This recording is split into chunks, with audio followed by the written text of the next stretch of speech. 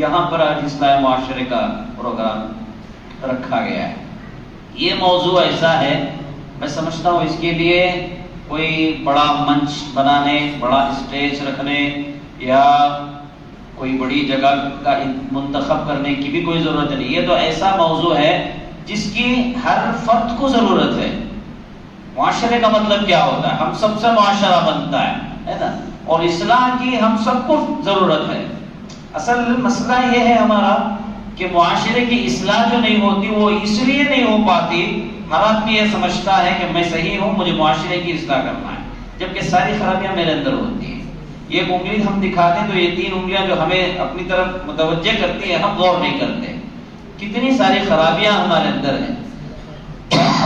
ہر آدمی اگر یہ غور کرے میرے اندر جو خرابیاں ہیں، جو برائیاں ہیں، بحیثیت مسلمان ہونے کے مجھے ان سے بچنا ہے، دور رہنا ہے، انشاءاللہ ضرور معاشرے کی اصلاح ہو جائے گی۔ اب دیکھو اللہ کے نبی صلی اللہ علیہ وسلم کو اللہ تعالیٰ نے جو حکم دیا نبی بننے کے بعد، وہ کیا حکم تھا؟ پہلے نماز پڑھو، روزہ رکھو، زکوٰۃ دو، قرآن پڑھو، حج کرو، قربانی کرو، یہ نہیں تھا۔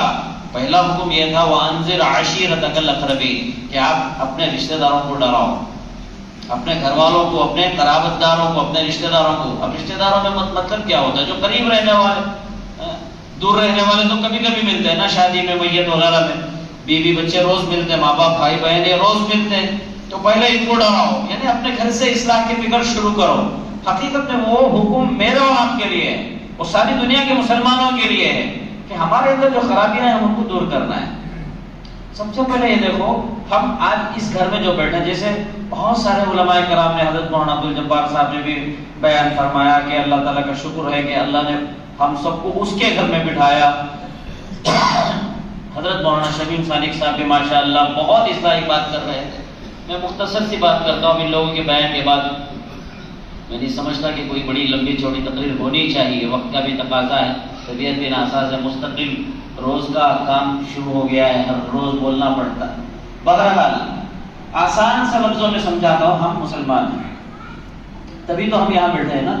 ہم یہ اللہ کے گھر میں جو بیٹھے ہیں، سب کے سروں پر ٹوپیاں ہیں، اور ہم لوگ یہاں جو بیٹھے ہیں وہ کیا سوچ کر بیٹھے کہ اللہ کا گھر ہے، یہ اللہ تعالیٰ ہمیں یہاں دیکھ رہے ہیں، یہ فرشتوں کا ماحول ہے، یہاں قبلہ ہے، اس طرف منہ کر کے ہم نماز پڑھتے ہیں، اور یہاں اندر داخل ہونے کے لیے پاک ہونا شرط ہے، ناپاک آدمی اندر نہیں آ سکتا۔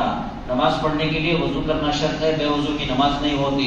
پوری طرح متوجہ ہو کر اللہ کے سامنے ہمیں سر جھکانا ہے، ورنہ صرف ہاتھ باندھے اٹھے بیٹھے ٹھونک مارے اس کی نماز نہیں ہوتی۔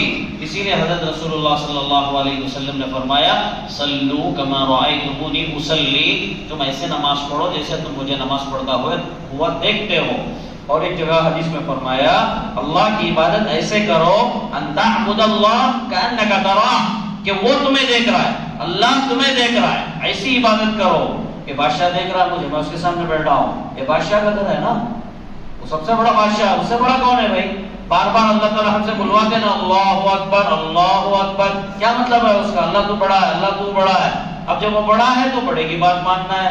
گھر میں باپ بڑا ہوتا تو باپ کی بات مانی جاتی ہے، لوگوں میں پیسے والا بڑا ہوتا تو پیسے والے کی بات مانی جاتی ہے نا، وہ سب سے بڑا ہے، ہر ایک سے بڑا، اس سے بڑا کوئی نہیں، وہ اکیلا ہے، وہ ہمیشہ سے اور ہمیشہ رہے گا، اس کی ماننا ہے۔ ہم کہاں مانتے ہیں اس کی ماننے والے کو ہی مسلمان بولتے، باقی اللہ ہے یہ تو ساری دنیا مانتی ہے، ہر دھرم والا مانتا ہے اللہ ہے، لیکن اللہ کی ماننے والے کو مسلمان کہتے ہیں، اور وہ اللہ یہ کہتا ہے میں نے تجھے پیدا کیا ہے، میں نے تجھے بنایا ہے اور بڑے پیار سے بنایا ہے۔ اللہ تعالیٰ اپنے نافرمان بندوں کو بھی عذاب دینے میں جلدی نہیں کرتے، جتنی جلدی ہم اپنے ماتحتوں پر غصہ کرتے ہیں، اپنے بچوں پر غصہ کرتے ہیں، اپنے دکان میں کام کرنے والے نوکر چاکر پر غصہ کرتے ہیں، یا اپنے محلے کی مسجدوں کے امام اور مؤذنوں پر جتنا ہم غصہ کرتے ہیں اللہ نہیں کرتے۔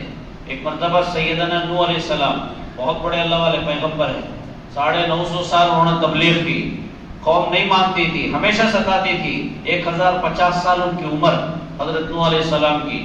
انہوں نے اللہ سے کہہ دیا ربی لا تذرنی فردا وانت خیر الوارثین، اللہ ان کو سب کو مار دے، اللہ کوئی بھی نہیں مانتا میری بات۔ سب کو مار دے. قال نوح رب انہم عصونی، سب میری نافرمانی کرتے ہیں. اللہ تعالیٰ نے حضرت نوح علیہ السلام کی بات سننے کے بعد کہا، فرمایا نوح ایک کام کرو، تم مٹی کے برتن بناؤ.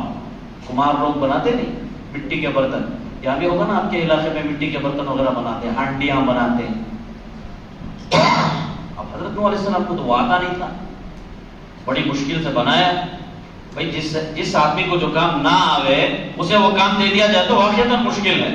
امام صاحب پر، مؤذن صاحب پر انگلی اٹھانا بڑا آسان ہے. 8 دن کے لیے امام صاحب مسجد میں نہ رہو، نہ بلکہ 8 دن تو 8 دن، ایک دن یا ایک نماز کے لیے امام صاحب نہ ہو اور انگلی اٹھانے والے صاحب سے کہا جائے کہ آپ آج مصلی سنبھالیے اور آج آپ نماز پڑھائیے یا آپ اذان دیجیے، تو تھر تھرانے لگیں گے ان کے ہاتھ پہ، ہے نا.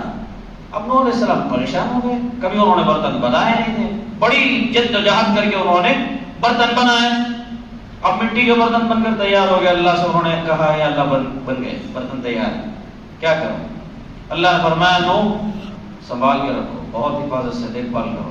اب حکم اللہ کا ہے اور دیا جا رہا پیغمبر کو، بہت سنبھالا، تیار کر کے رکھ لیا. اس کو اٹھا کے روز دیکھتے اس کو ٹھیک تو ہے نا، جیسا ہم لوگ پیسے گنتے نہیں، برابر ہیں نہیں ہیں، اس طریقے سے حضرت نوح علیہ السلام سے کہ اللہ کا حکم ہے، کہیں کچھ ٹوٹ نہ جائے، گر نہ جائے، سنبھال کے رکھتے. کافی دن گزر گئے.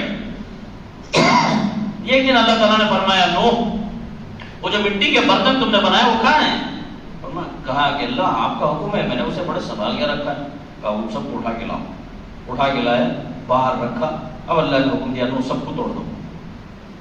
نوح علیہ السلام حکم تو مانتے چونکہ پیغمبر تھے نا.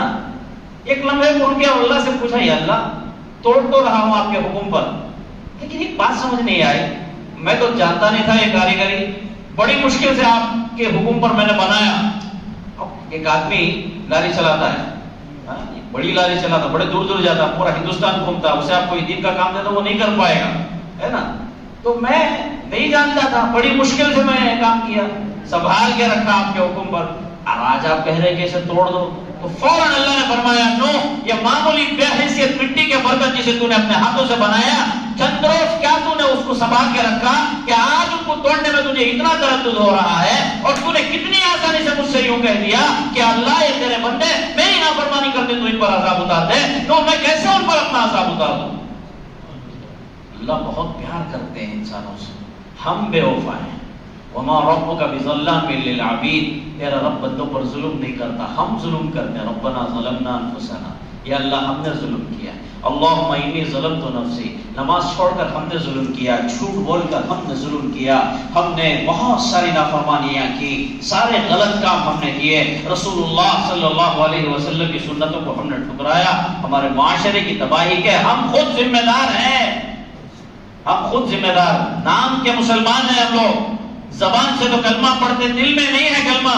مولانا بتا رہے تھے دو دوست آئے، ایک کا انتقال ہو گیا، ایک اس کی محبت میں اندر گیا، دیکھا گٹار اٹھانے کے لیے، مجھے وہ حدیث یاد آ رہی تھی. اللہ کے نبی صلی اللہ علیہ وسلم کے پاس ایک صحابی آئے اور انہوں نے کہا کہ پیغمبر میں جنت میں آپ کے ساتھ رہنا چاہتا ہوں. تو حضور پاک صلی اللہ علیہ وسلم نے فرمایا کیا چیز ہے، کیا تیاری کی ہے تو نے جنت میں میرے ساتھ رہنے کی؟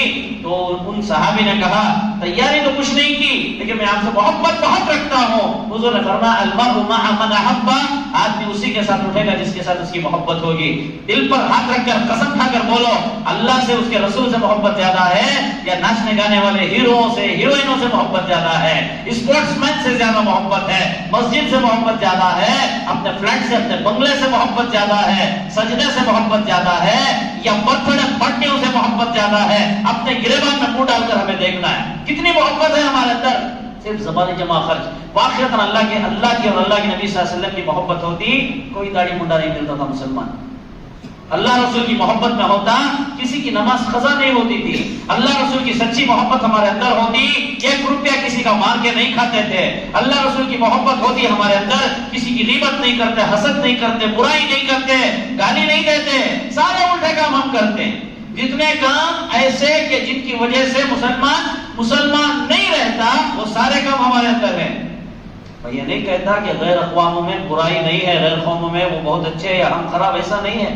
لیکن ہمارا ان سے کیا مقابلہ؟ ہم تو دنیا کو انسانیت کا درس دینے کے لیے آئے تھے. ہم کس کے امتی؟ اس ذات کے جن کے انگلی کے اشارے سے چاند کے 2 ٹکڑے ہوئے ان کا نام لینے والے، کالی کملی والے کے ہم غلام، ہم اللہ کے بندے، اور ہمارا آخرت پر یقین۔ کام کیسے ہمارے؟ ساری برائیاں ہمارے اندر، ہماری اچھائیاں غیروں کے اندر آ گئی۔ نماز یہی دین نہیں ہے، 5 وقت کی نماز پڑھ لیا میں مسلمان ہوں، نہیں ہے، اس کے ساتھ اور بھی بہت سارا کام کرنا پڑتا ہے۔